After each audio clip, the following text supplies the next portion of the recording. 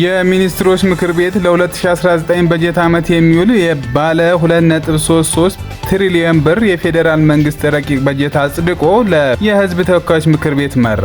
የኢትዮጵያ ብሔራዊ ባንክ የውጭ ባለሀብቶች፣ ኤምባሲዎችና ዓለም አቀፍ ድርጅቶች በራሳቸው የውጭ ምንዛሬ ነዳጅ እንዲያስገቡ ፈቀደ።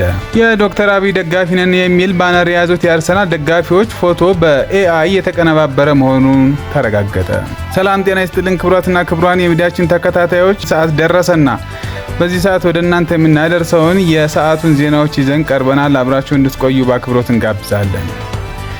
የሚኒስትሮች ምክር ቤት ለ2019 በጀት ዓመት የሚውል ባለ 2.3 ትሪሊዮን ብር የፌዴራል የመንግስት በጀት አጽድቆ ለህዝብ ተወካዮች ምክር ቤት መራ። የሚኒስትሮች ምክር ቤት ባካሄደው 56ኛ መደበኛ ስብሰባው ለ2019 በጀት ዓመት ለፌዴራል መንግስት መደበኛ ወጪዎች፣ ለካፒታል ወጪዎች፣ ለክልል መንግስታት ድጋፍና ለዘላቂ የልማት ግቦች ማስፈጸሚያ የሚውል 2 ትሪሊዮን 339 ቢሊዮን 266 ሚሊዮን 126738 ብር ረቂቅ በጀት ላይ ተወያይቶ ውሳኔ አሳልፏል።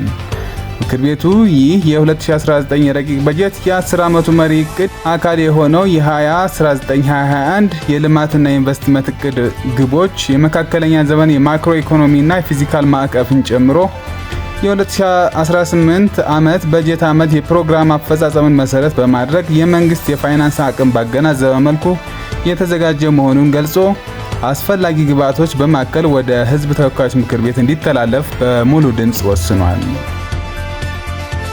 የኢትዮጵያ ብሔራዊ ባንክ የውጭ ባለሀብቶች፣ ኤምባሲዎችና ዓለም አቀፍ ድርጅቶች በራሳቸው የውጭ ምንዛሬ ነዳጅ እንዲያስገቡ ፈቀደ።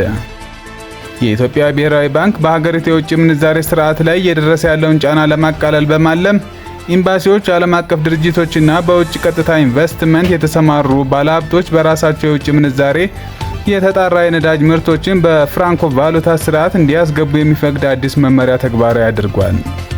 ይህ መመሪያ እነዚህ እውቅና የተሰጣቸው ተቋማት ከሀገር ውስጥ የባንክ ስርዓት ምንም አይነት የውጭ ምንዛሬ ሳይጠይቁ የራሳቸውን ፍላጎት በራሳቸው አቅም እንዲሸፍኑ የሚያስችላቸው መሆኑ ተገልጿል።